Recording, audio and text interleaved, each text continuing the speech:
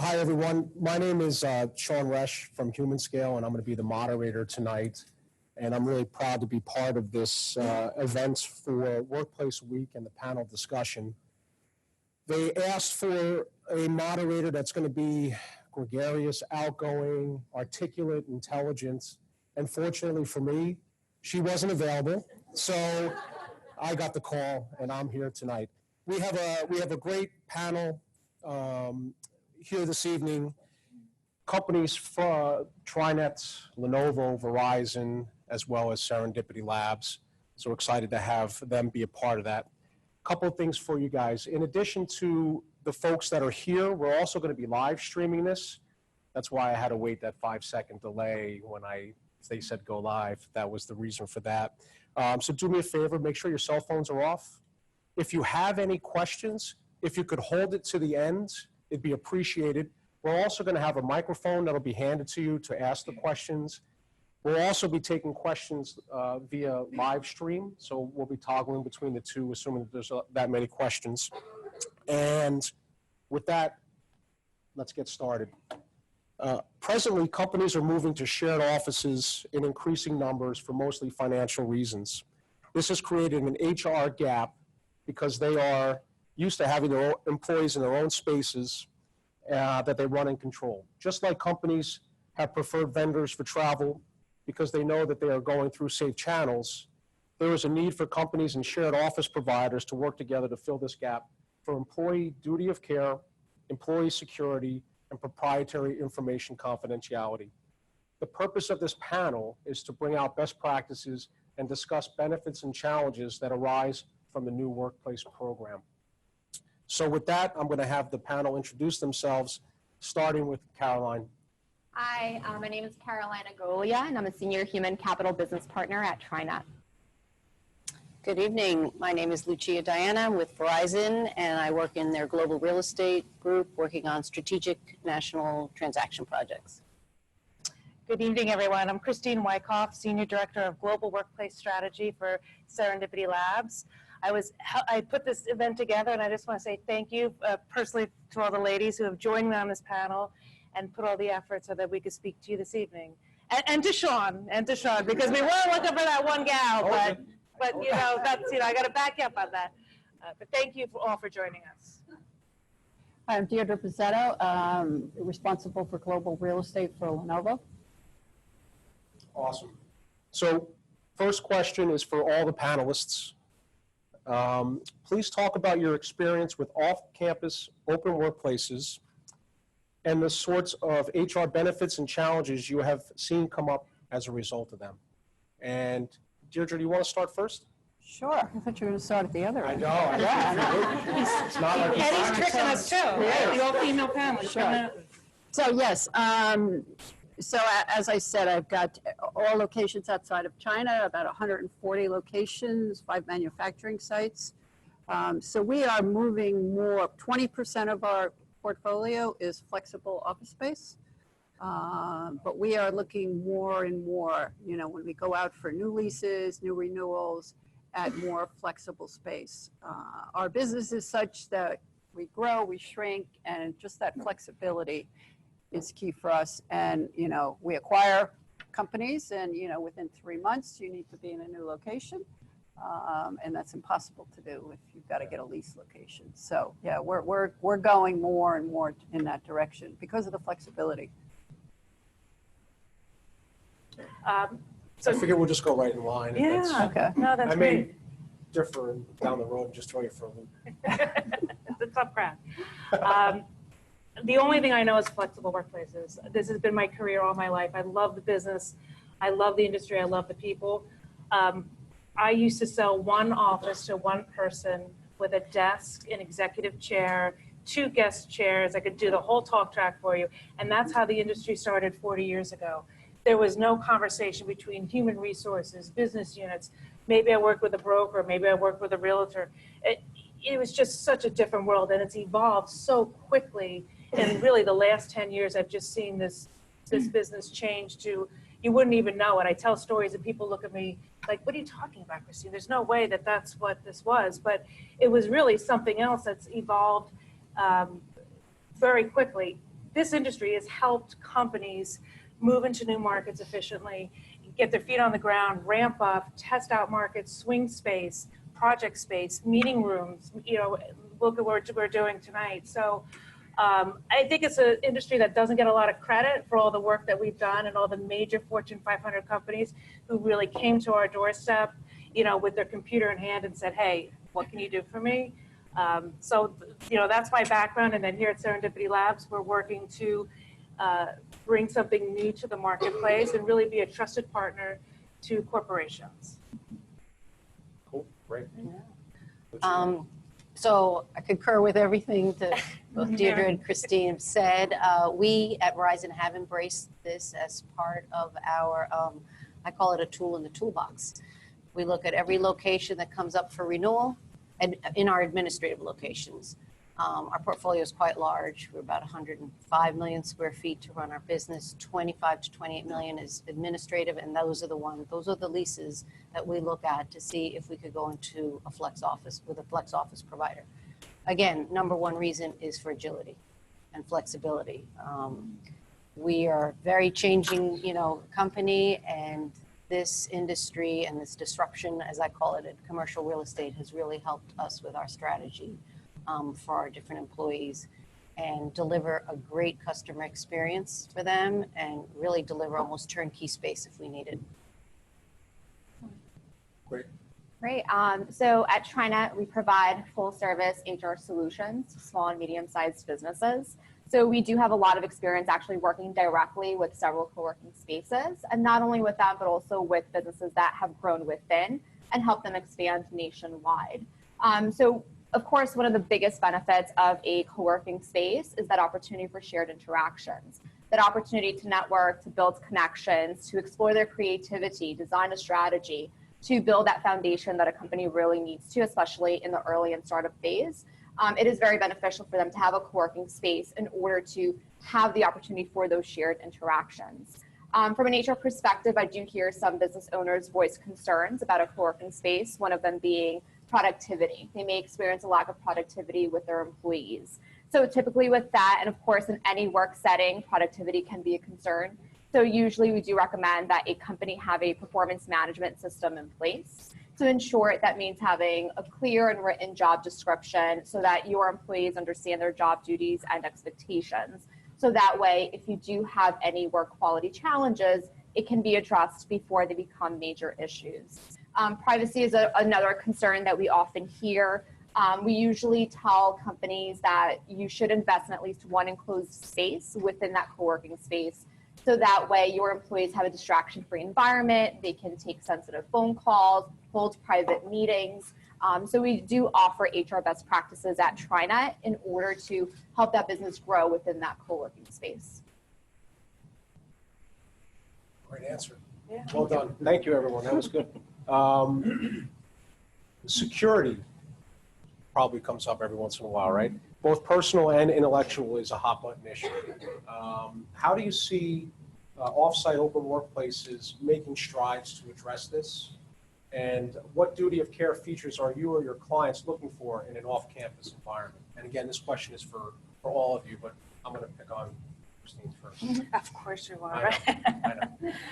I know. Years ago, no one was really talking about security or what could be offered or what. It just wasn't a conversation.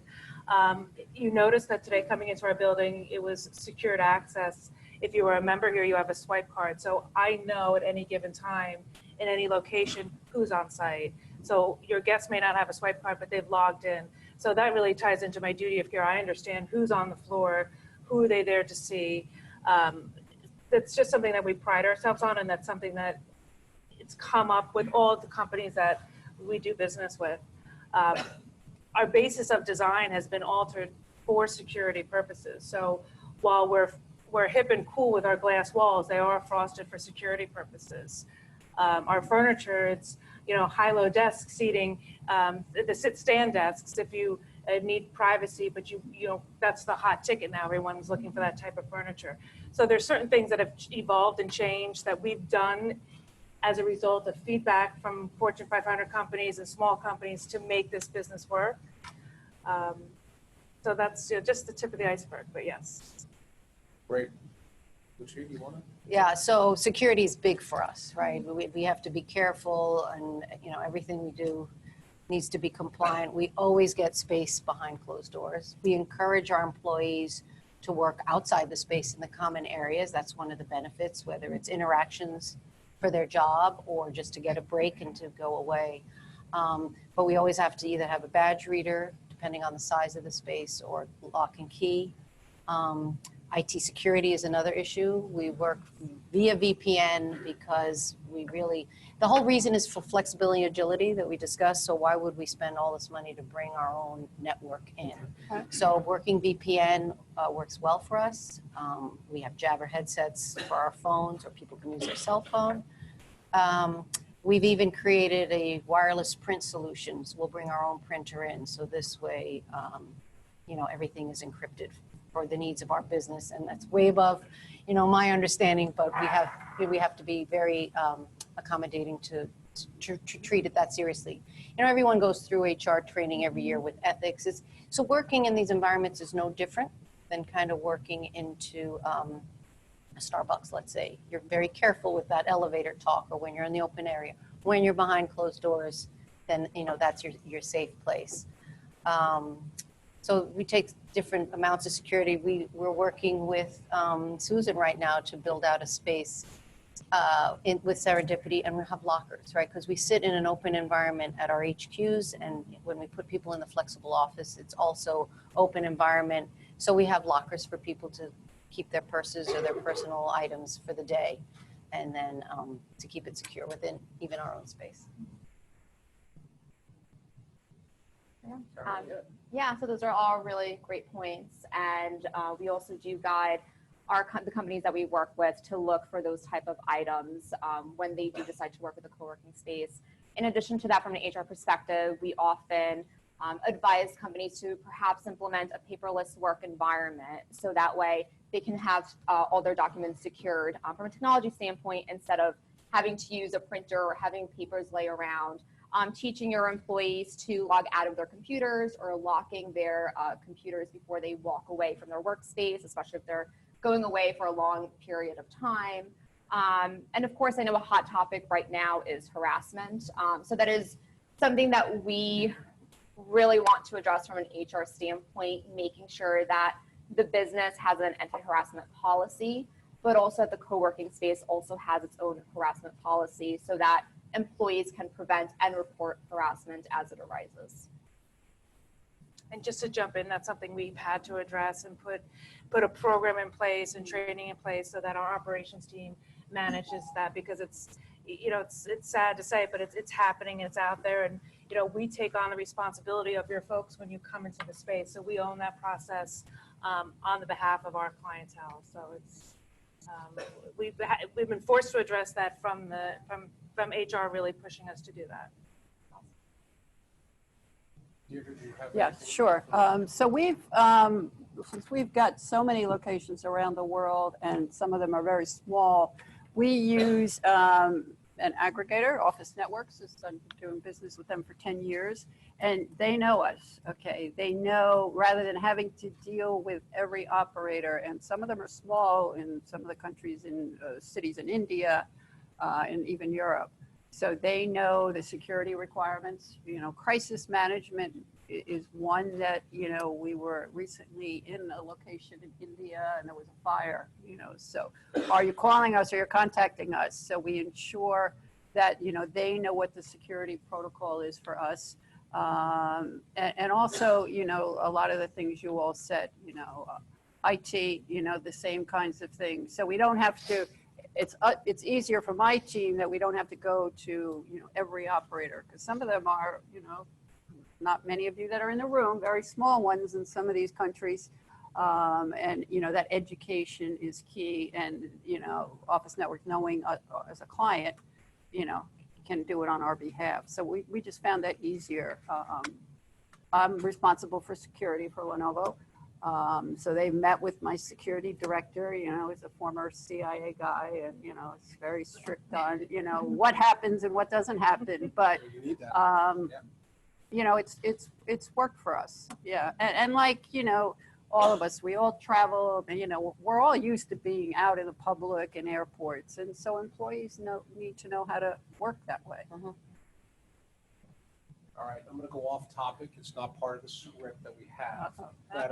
My own person, I know. You said I could throw you. You said I could go. I'm a wild cat. I'm a loose cannon. What's the average length of time that employees actually stay in these co-working environments? Do you have like an idea of how long the average? For us, it's 1 to 3 years, but again, now we're looking at larger locations. We're looking at a larger one in India, and it'll probably be 5 years. So, maybe in a 3 year out, kind of a thing. But yeah. Depending on the amount of people. Right. You seeing about the same thing, or? We're month to month to about 24 months. Not to say that we haven't renewed those 24 months, right? Yeah. But sometimes we renew longer, and sometimes we'll just, after the 24 months is up, we'll just go month to month, just to give us flexibility. Yeah. Because it's not that much more expensive to go month to month. Okay. And it's not that we're pulling the people out, it's just, that's how we're renewing them. And we're really seeing the length of terms tied into the number of folks that they need to be accommodated. So someone's going to come to me with 50 people, and they're mostly going to say 6 to 12 months. A blended average, I would say, is about 18 months, taking all things into consideration. Even we don't do month-to-month terms; we have 3 months. So, that blended average, I'd say, is about 18 months. But the larger the group, because once you get if you get 50 people in, even if you're testing a market, to get them back, it's just, let's be realistic. You don't want to do that to your fast. We move fast, but it's a lot of work. So. But we don't want to do that to our employees either. Exactly. Right. It's about Exactly. experience. That's the number one. Right. Flexibility on our end, I think experience for that end user who's in the space. All right, back to the script. There's a follow-up to the security issue. For off-site meetings and events, do the same security principles apply? So if you're hosting an event or having an event? You mean having an event in a co-working space? Correct, yeah. Oh, yeah. And you've gone through a level of security with VPN and everything else. Do you go to that level for meetings and events? Yes, we do. Yeah, and I would say from an HR perspective, 100%, whatever you do within your company, you should follow those same general guidelines and principles. If you do have an offsite meeting or event, I know probably many of you here have had holiday parties, which are a great time for everyone, but you do want to be mindful that you still have to be professional. And as a business, you want to make sure that your employees are always safe and secure, and you're always abiding by certain, employment regulations to make sure that you're not jeopardizing your company or your employees. So 100% the same rules apply. Yeah, I think it's, the level of security, depending on who's attending the meeting, if you have it I think rather than a hotel, your space is much more secure because you've got to go, if it's a one-off on a hotel and, you're having to go through the whole security process with them, it's much more difficult and you're not always sure. Right. That's why I asked if it was having an event in a co-working space. Yeah, absolutely. And we've had to build spaces to support that. And also this room is soundproof. Yeah.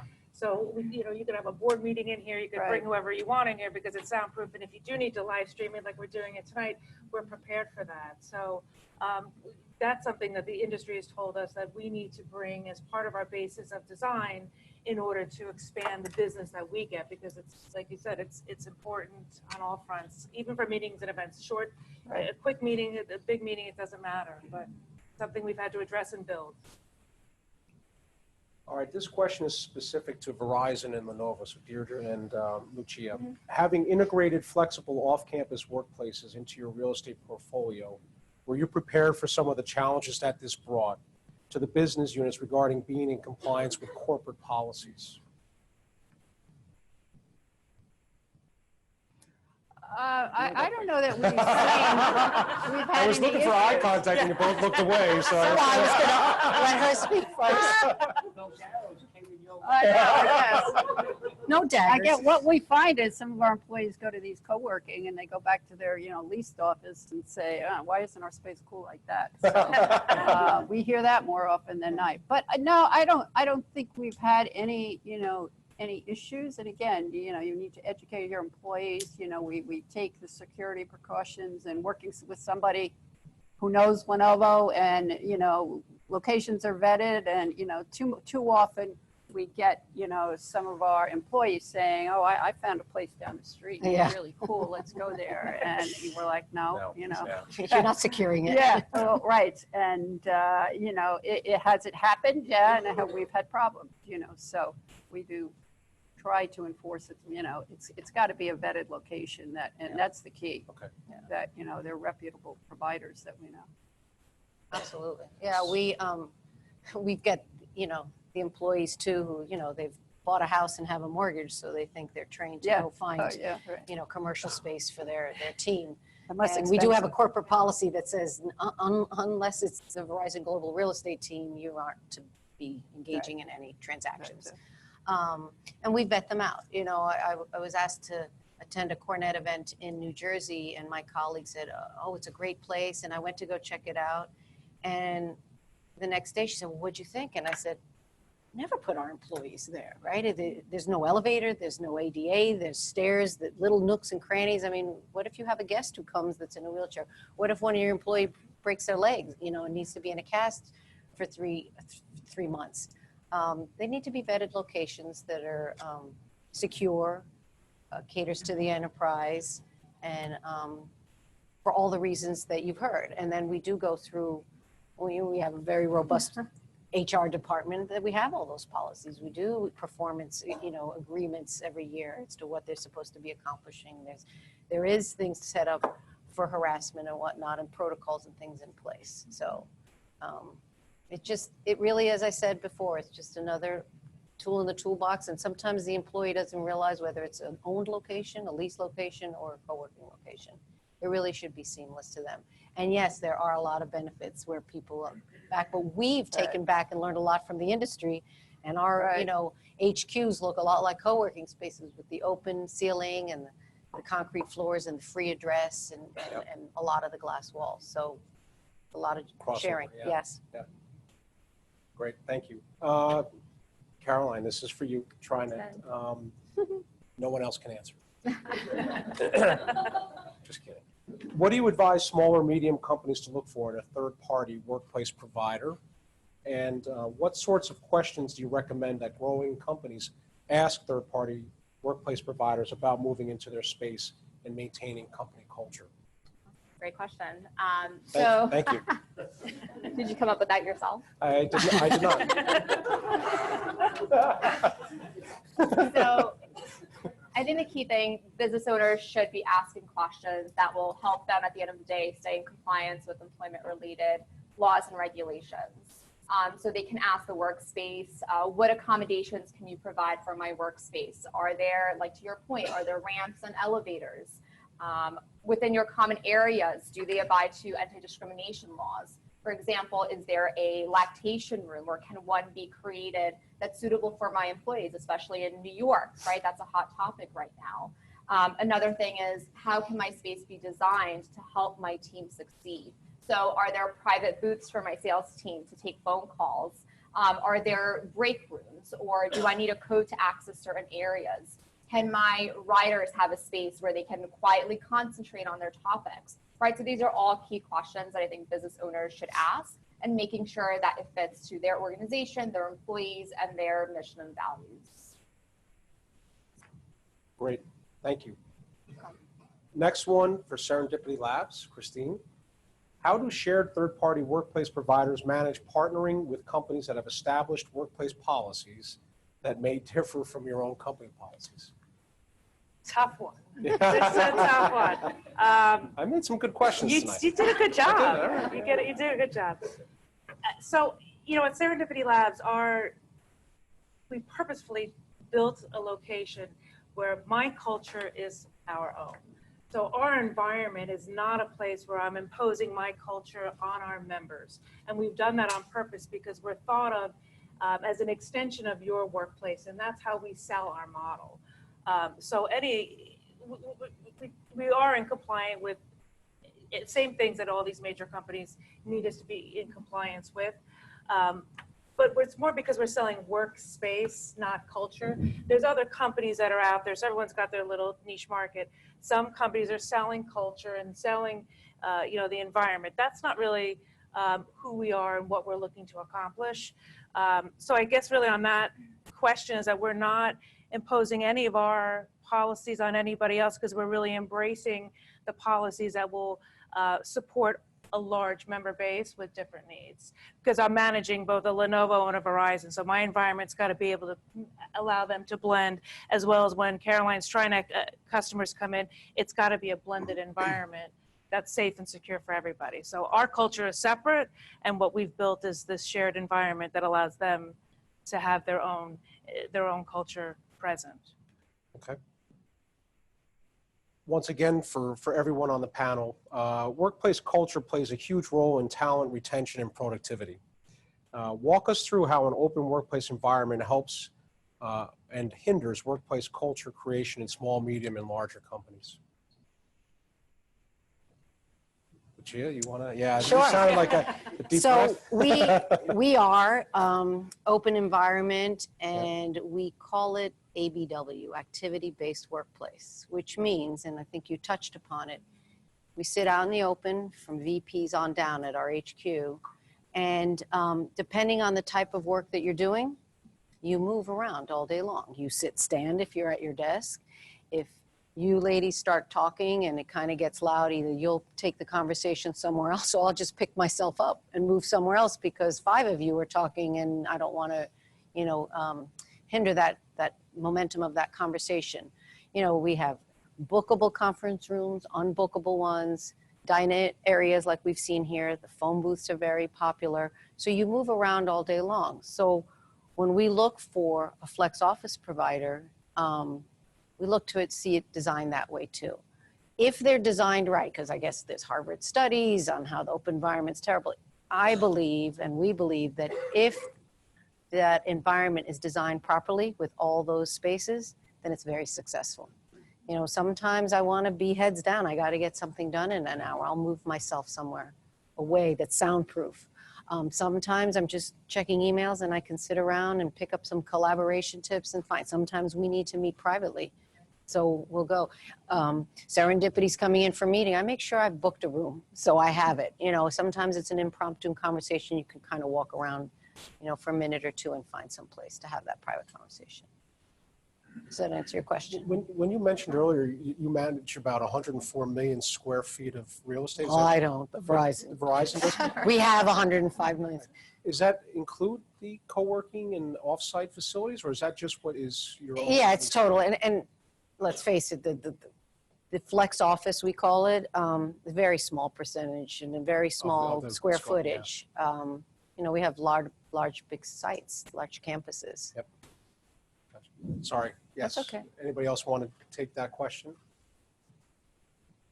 No, I think the one thing that we continue to look at is just to make sure the offices are sustainable. Okay, we look at acoustics and meeting room, what kind of furniture they're going to provide. So that is becoming more and more important for us, and that's that's globally. Yeah. So you could get in flex space and it's just it's the chairs aren't good, the desks aren't good, the acoustics in the meeting room, a lot of times the technology, what technology they're going to provide. So that's part of sort of the checklist when we look at new locations.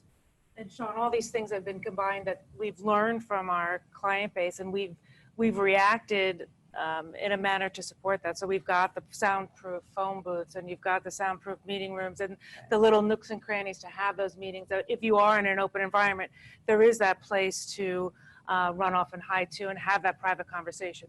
And you're always trying to do things to react to the biggest customer base that you can touch. And we hear a lot of common threads from companies of all sides.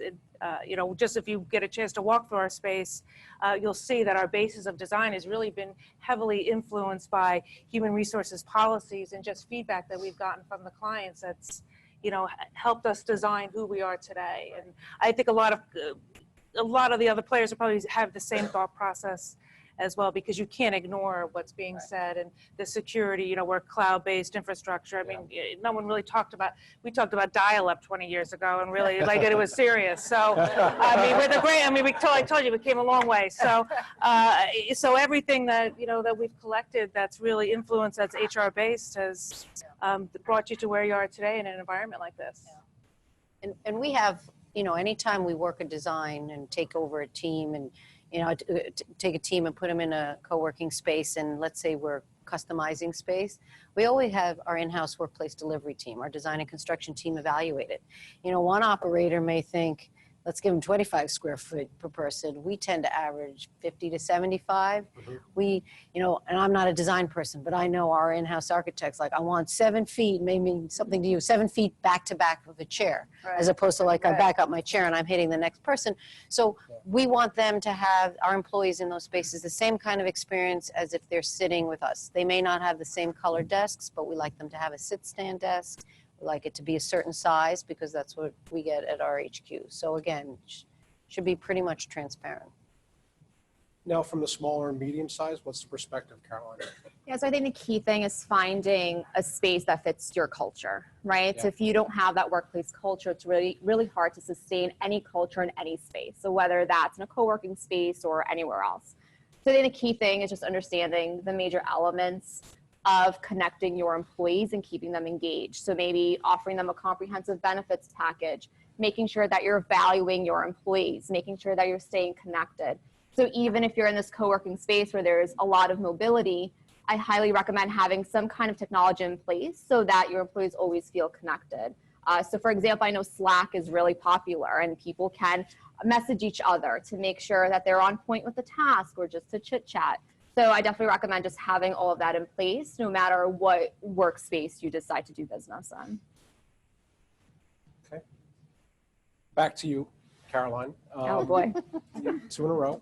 Yes. Do you see your clients' adoption of flex workspace into their real estate strategy more versus allowing them to work from home? And if so, why? So we're seeing a trend of both. So I think the trend is just flexibility in general. So it's not just working in a co-working space, but also working from home, perhaps providing flex time, summer Fridays, half days. So I think employees are fond of flexibility. And of course, it's important to understand your employees, their needs, their wants, your company's culture, and understanding their job duties. Of course, not every position is suitable from working from home. So I think it's important to really understand the roles and responsibilities of all your employees, and then you can decide whether a co-working space or working from home is a better option for them. And from the, you know, just from the industry perspective, it's a blended mix of allowing the employees to have some access at a certain level, whether it's 1 day, 5 days, 10 days of a co-working solution, or some kind of flex space option where they don't have to go into their corporate office. And that's something that's evolved over time because, you know, years ago we used to jump up and down and say, well, just come in for the day or the hour. And everyone thought we were, you know, trying to sell you something crazy. But now it's become more embraced. And now companies are coming us, you know, looking for that type of solution because home-based workers, you know, people work 24 hours a day. How do you support that? So that's how this all comes, that's how it all gets connected. Next one is for Lucia and Deirdre. When Verizon and Lenovo made the decision to contract third-party off-site flexible workplaces, it was probably a cost savings decision as much as innovation. What do you see as next for your companies, and is it now viewed differently in terms of hiring and retention? So I'm not sure we looked at it as cost saving to start with. It's more, you know, was the flexibility and being able to get into space quickly. Okay. So, because, you know, if you compare the two, a lease and it's not always cost savings. But we're, that was again, not my question. Oh, okay. But we're looking more and more to it, just for the flexibility, and again, what we can offer our employees. So employees are very happy in the co-working space. And a lot of ours is not, I shouldn't say co-working, it's flexible. So we might have dedicated space, and inside the dedicated space, we can brand it. And, you know, most of the people let you brand inside. So, I mean, it just feels like there's space. So we're not, you know, we haven't had any issues with them. Yeah. We do it for a variety of reasons, right? We are large. We can negotiate very good leases. We have a large workplace delivery team to build out and negotiate furniture prices just as well as the next person. But the number one reason is flexibility and the agility that, you know, you make a decision to go into a lease and you're stuck for 7 years and it's in the wrong end of town. Yeah. We shouldn't be in FIDI, we should be in Midtown. Right. That's an expensive mistake, Yeah. right? Yeah. We can say, guess what, Serendipity, we want to transfer to somewhere else. That's nice, right? And that's worth paying a little bit more than the negotiated price we got when you have a dollar cost average it over 7 years. And then we have a very large, you know, that workplace delivery team, they could design and deliver anything. But if I needed something tomorrow, which I've had to do, there's someone there to deliver it. Yep. Talent acquisition is huge. We've had 2 instances where one, they were starting a new group. They were moving it out of one state to another. And they chose, we thought they were going to go with one of the larger operators, and they chose to go with more of a niche operator because of the location and the vibe that it had. It wasn't in a Class A building, and that worked for this team because they needed it by a certain date to hire people and do talent acquisition. And they were looking, and HR was very involved with that. They said they need to be there, and that, you know, justified the business case. We had another team, brand new business unit, and they said, we are starting there. It was in Denver. It was 7-year minimum leases there, and we didn't know if the business was going to succeed or not. So why would we ever, you know, Enter commit into that a much lease, money for Verizon? Yep. For 7 years. Can I give you my card after this? Yeah, sure. So talent acquisition is huge. We put a sales team in Philadelphia, and, you know, the HQ person from the sales organization was a little hesitant, but the woman who was running the office, I said, I asked the community manager, I said, is there another enterprise client? And they said, yes. I said, can we go see? And we walked around, it was 31 people. And when we got to the cafe area, I said, all right, who saw the numbers on the screen? No one's going to be looking at the numbers on the screen, right? Unless people are going to see that you're a peeping Tom. And the woman who was going to run the office said, you know, I could meet the head of that group over the cafe or water, and maybe they could become a client of ours. She was always thinking, right? That's not going to happen. I've taken our interns through looking at our site. We have beautiful space down at our old HQ at 140 West. And I took them to our co-working space. Then I took them to space where I have a sales team with a co-working provider. And I asked them, so what did you like best? And they're like, and I thought it was going to be our space. It's for our CMO. And they said, the space is nice, but when you leave, that's it. You're in the elevator. When you leave in this co-working space and you want a break, you're talking to other people. Yeah. You're getting that mental break, like when you're walking down to a Starbucks just to forget about things. And it's funny that one of the HR person said, I want you to create a survey. I want to capture that feedback so we can sell that to our clients too. And our clients are our business groups, right? We've got different clients needing different needs. That's why we're not really, you know, just with one operator, because I've got an innovation team that's going to have different requirements than a legal team, which is different than a sales team, which is different than a marketing team. They're all kind of unique and have their own requirements. But I think everything you said too, it's just not a cost-based decision to move into a flexible environment. So cost comes to my plate when I'm competing with the other players that, you know, once we've narrowed it down location, but really, you know, people laugh, but it really is a value-based sell, because I have an environment that is going to embrace your employees immediately, that's going to allow that speed to market, that you're going to be able to hire quickly, that you're going to be able to sustain a business and have a card with an address. You know, and yes, this, you know, this is a little bit pitchy, but you know, there's not a dollar value you can put on that, but there's really not, because when you're tasked at the real estate level to, you know, have all these challenges, get 500 people in India by, 2 months. It's not even so much, it's it's not always the most cost-effective solution, but it's the right solution. So none of your brokers like me, but you know, really, when people say, you know, why are they, how'd you do all this business? I said, well, it's a compelling story. And now that we've caught up, because now that HR and real estate are more in line, and they're catching up, and we are talking about building different things that tick all those boxes that no one talked about, you know, 15 years ago. It's just amazing the business that's coming into this industry, and we just see it growing exponentially, you know, in the next 10, 20, 30 years. I mean, it's just, it's amazing. It's the place to be. I'm not just saying, it's really the place to be, because, you know, you're sitting here talking to, I mean, Caroline's clients, that, you know, it's how you start your business. So So it sounds like there's room for even more companies like Serendipity Labs in the marketplace? you know, I think there's some companies that have started that have targeted, I've heard of a company that's only targeted towards lawyers. So I think there's other niche markets. Right. Yeah, you know, the Yeah. women-based group, the Yep. Wing, that's Yep. another Yeah. player that's come into the environment. That was unheard of. I mean, you know, a women-based co-working, what, who? So it's definitely changed to tick a lot of boxes. In the last few years, it's definitely become a nichitization of the industry. What's what it sounds like. Right, and it's kind of no different than, do you want the Motel 6 experience because you're driving across country and you need to put your head down for 6 hours? Or do you want that, you know, special Four Seasons Ritz-Carlton experience? And there's room all the way in between. And I think, and this is a hospitality business, and some do it very well. I think Serendipity does it well. You want your employees to feel comfortable. So, you know, it's that different strokes for different folks at a certain time. I think to that point too, I think it's a great benefit for those startup companies because they have more to offer, and that way they can retain and attract more talent too. So, you know, a lot of times a startup company they might be working out of their apartment and they're trying to hire new employees.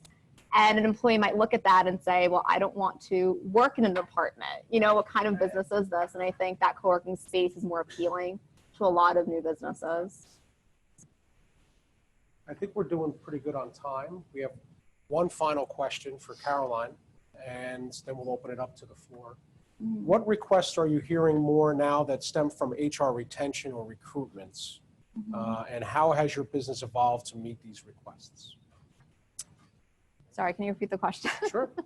What That's requests? my question. Yeah, I think that was. I'm not like, no. I think that was her question. Come on, Sean. Tubi can take it. It's all the C's here. It's all the, I know, we're throwing them off a little bit, right? Oh, it actually was. You're right. I'm ready to go. I've been teed up for this the whole time. Yeah, I'm sorry. It was Christina. That's right. I'll let her take it. You know, we share. No, We had an I'm online just question. teasing. What the heck's going on over there? Surprise. That is, it actually is for you, for Yeah. Serendipity Labs. No, and it was something that we wanted to talk about too, because as everything has evolved, and HR is again getting more involved in the flexible workplace and influencing real estate and partnering with real estate, we've had to answer those challenges, and really you'll see that in how we've evolved our basis of design. So, you know, even just a couple years ago, we really weren't talking about gender neutral bathrooms. That's an active conversation I have with Fortune 10 companies daily. What are we going to do? Can you change the wall? You know, it's an active conversation. So we're going to respond to these challenges that make my clients HR compliant. The nursing room, that's such a hot topic. And, you know, we have the capability to do it here. What's the next step? What's the next level?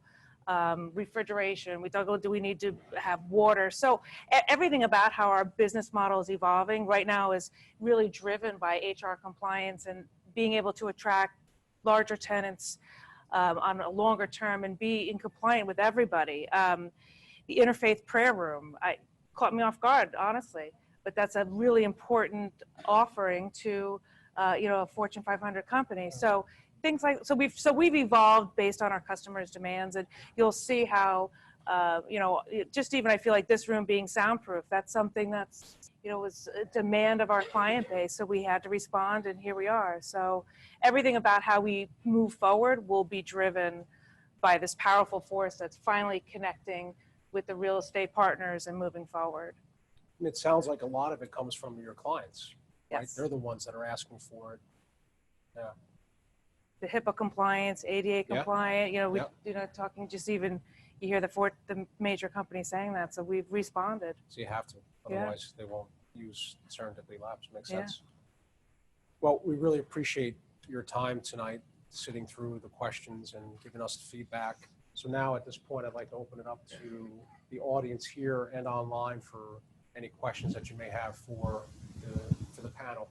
What influence has technology had on your working environments, in particular facial recognition and voice assistance? Is that to me? That's Caroline's question, right? But that's Caroline's question, right? Yeah, thanks for that. Where are we on that? That's a great question.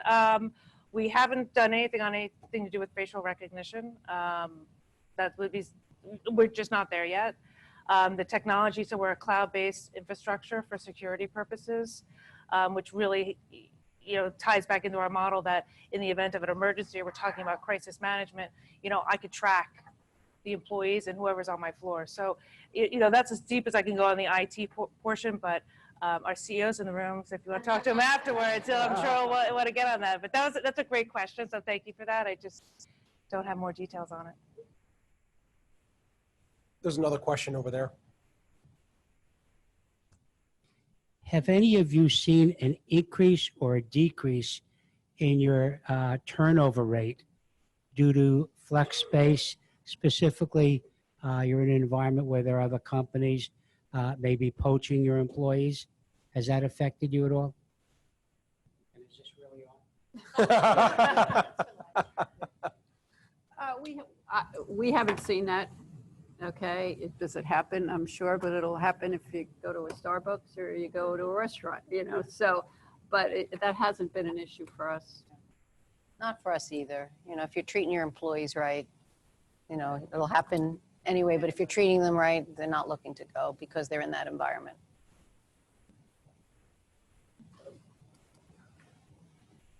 Thank you. I would just like to say thank you to Serendipity. I've been here a couple of months and they've been the best. I think we should all say thank you to them. My question is, the first one, I'm a CP and there are two situations I look at risky. One, how is these transactions in co-working space valued? And is it a lease? What is it exactly? That's the first question. Right. Because I think from the accountant side, a lot of companies like Regis, they're valuing it as IFRS 16 financials. Right. However, in the legal context of it, the substance of a form, they're saying, hey, it's a license agreement. Right. But here we have a Lenovo export, which we understand what license agreement means, right? But that's the first question. The second question is, and this is on the Trinet side, I have a client that is currently being faced with litigation for sexual harassment as a result of being in a co-working space. The CEO of a company that's about 125 million. He was just exposed to an employee that is, I think, very vindictive person. And because of co-working space, this employee had an opportunity to work with this gentleman, and it's basically resulted in a nightmare for him. Oh. So if you can assist me in those two questions, thank you. Should I start? We legally, there are membership agreements, right? Everybody that I add, every employee is a member of, the flex office operator. I think financially they made a decision to be conservative and treat them as a lease. The regular amount that goes every month that we pay for, it's that flex piece where we add the space as a service that they treat differently. But how is it counted for? Is it actually a lease or is it not? Yeah. It's a lease. Well, for us, yeah. Yeah. I mean, we're hoping someday we don't Okay. have to count it as a lease, but yes, right now we do. Yeah. Because it can Globally. increase the bottom line for Yeah, companies no, I if they know. switch it. But But I don't. the concept We're taking context. we're taking the more conservative approach Yeah. and just leaving it as a lease And because this it's is not. Verizon Yes. and Lenovo. Yeah, two the same right now. leases.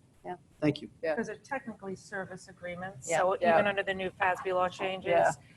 But that's all very new, and that's all really up to the accounting, your accounting folks Yeah. to I'm live looking at the with. substance of a form of a transaction.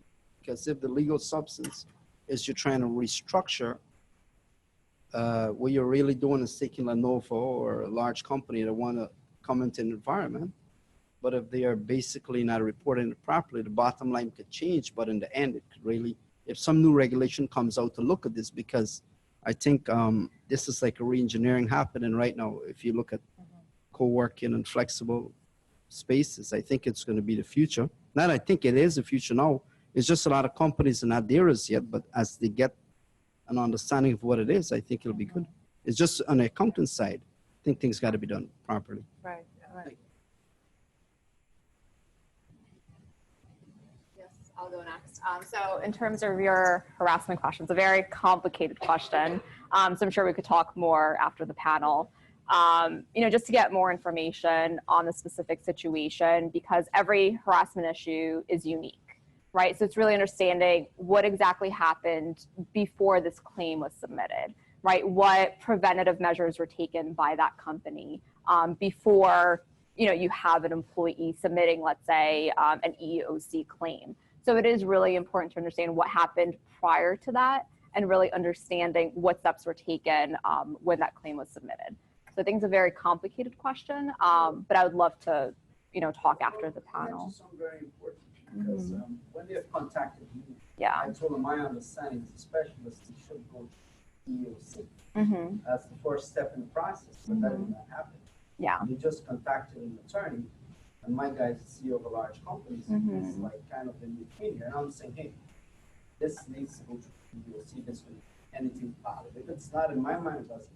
Yeah. Well, I wouldn't say. Yeah, I wouldn't say it doesn't exist. Yeah. An employee has the freedom to go to both. They can actually go to the EEOC, and they can also hire an attorney. So it can happen at the same time or one or the other. So there's no really rule of thumb. They can actually, go and hire their own attorney for such a case, right? And then the employer receives a demand letter. So it can happen both ways, and it really depends on the employee and what they decided to do, right? So it's really an employee's choice.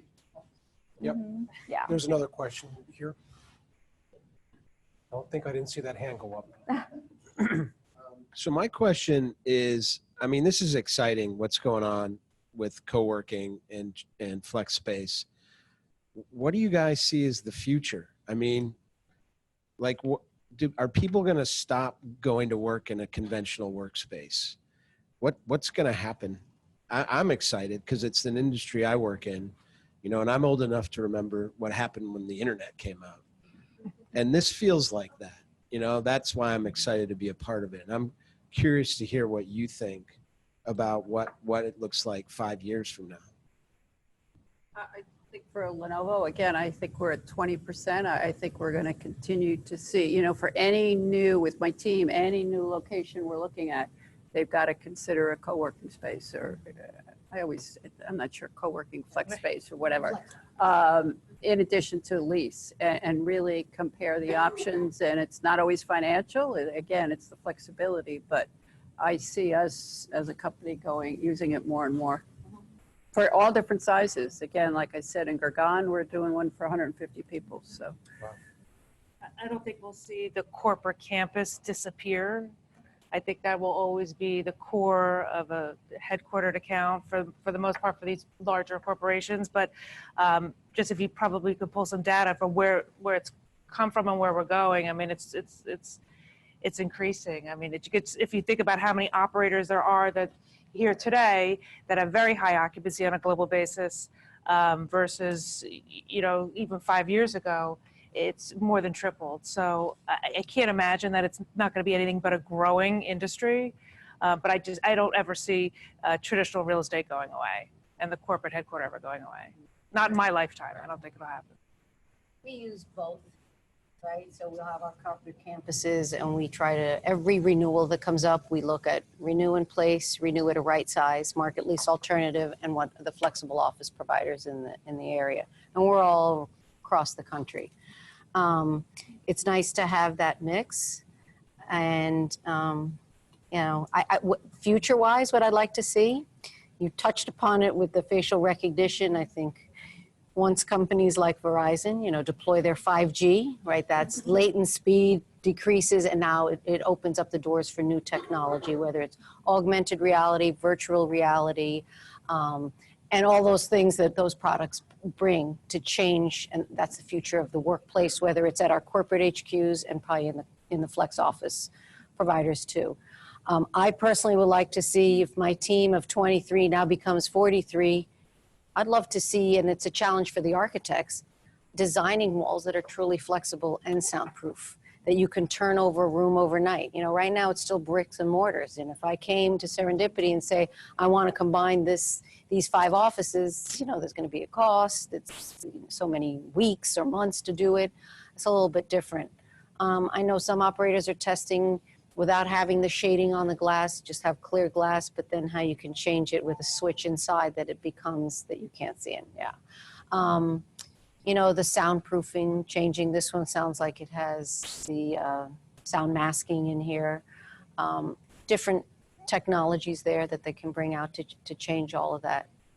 So, and then as everyone keeps changing electronics, right? Because how did this happen? People had a cell phone and a laptop and now work out of a Starbucks, and that's what, boom, grew the whole co-working industry, and then the flex office taking on that.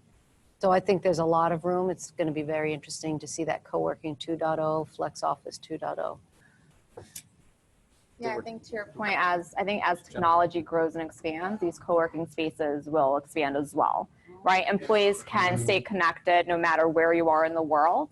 And that co-working space allows you to continue to do that and be mobile. And you don't need to be in front of a desk. I know for myself, I work all the time, and being able to move to different areas is really beneficial. And I think I'm more successful by having that mobility myself. So I think that's really important for a lot of employees. Great, there was a question, yeah. Yeah, thanks. Hi, I come from the workspace provider consultant side, and I always love these forums because I get a chance to hear directly from the people, the users.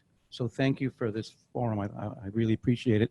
I'm just looking to underscore something that you kind of all touched on, and this is something that makes me, it's important to me because of what I do.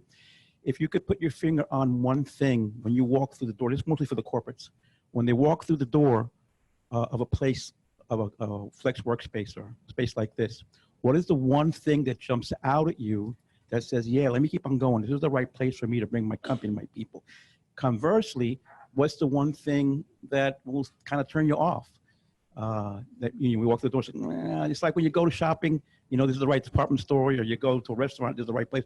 If you could just put your finger on that with a quick answer, because we all got to go see the 10 people in the other panel.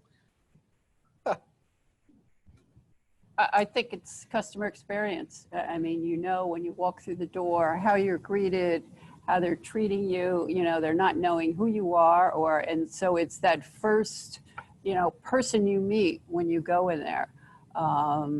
So I think that's key. I mean, the spaces are generally all nice, and, you know, so I don't think that's the issue, but it's how the people are trained, you know, when you come in, and that customer experience. And the one thing negative, I guess, might be the responsiveness. You know, if you have an issue in a location, you know, how responsive is that team to fix the problem very quickly? So. And I think for me, you know, speaking personally, because I've shopped, you know, almost everyone in New York, it's how I'm greeted when I walk in, because they don't know who I am. So I figured that's how we're greeting our members and the guests of our members, and that's a deal breaker. Especially if someone's recruiting or they just moved. I mean, it's just a deal breaker that you have to be greeted properly. And I think that's something that would sway me one way or the other. And then I think, you know, to answer your question, you know, what's, you know, cleanliness of the facility, and, you know, the staff, you know, being on their A game all the time, and, you know, watching all the members to make sure that, you know, they notice if something needs to be done or needs to be addressed. I mean, that's something we push from a hospitality. And our operations team really, you know, goes after, because those things are just deal. You'll lose a deal. If I'm selling someone in California, if all those things aren't happening when they first walk in, I've already lost the deal and I don't even know it. So that's something just from my experience and my opinion of the two most important things. It's definitely first impression, and you get that probably in 30 to 60 seconds. How you're greeted, you know, how does the place look? I've been in some places that are very hoaxy looking, you know, because it's such a young industry, most of the places are very, you know, contemporary looking. We are, you know, to me, this is a hospitality business, right? So I'm entrusting my employees as an enterprise occupier in your space. I want to make sure they're cared for, and all those issues, whether it's cleanliness, or how the restrooms are maintained, or there's someone there going around saying, is everything good today? You know, how's the temperature? If they're just left by themselves and ignored, and you can kind of size it up on first impressions. And then, yeah, that's pretty much it. But you know, you can walk into a hotel, in a restaurant, you can kind of size it up, how, you know, if you're ignored. And then I have put people in, and I have moved them out of certain operators because they'll call me and say, we brought to the community manager, the restroom door lock is broken. And they're like, well, it's the landlord. Well, be accountable, take care of it. You know, that's what I'm looking for. You know, imagine staying at a Four Seasons and they're like, well, it's your problem. You know, like, no, they'll send someone up and give you the extra towels or whatever you need. It's funny because we're in sales and we have our office in the Grace building, and what do I do almost every day? The dishes, because people can't put the dishes away. But if we have a client come through, do you want to see dirty dishes in a corporate office? So Exactly. I'm so in tune with that, yeah. And we'll put sales team in there because they can rent the conference room. We're not building it into our own space. They'll rent the conference room to host a meeting. And what are our clients' perception of us? Right now, we're the technology company. If we have a real hoaxy place, or we have a place that doesn't reflect who we are, how can we ever have our clients come to this is our place of business? So it's important, very important. I'd be nervous with our sales guys in some of these locations, though, with the alcohol and everything else. I'd be, whoa, because you know how our sales guys are. Right? Right, Monica?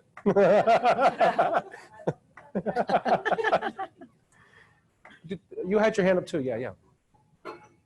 She's coming. What's that? Yeah, she's gonna come with the microphone.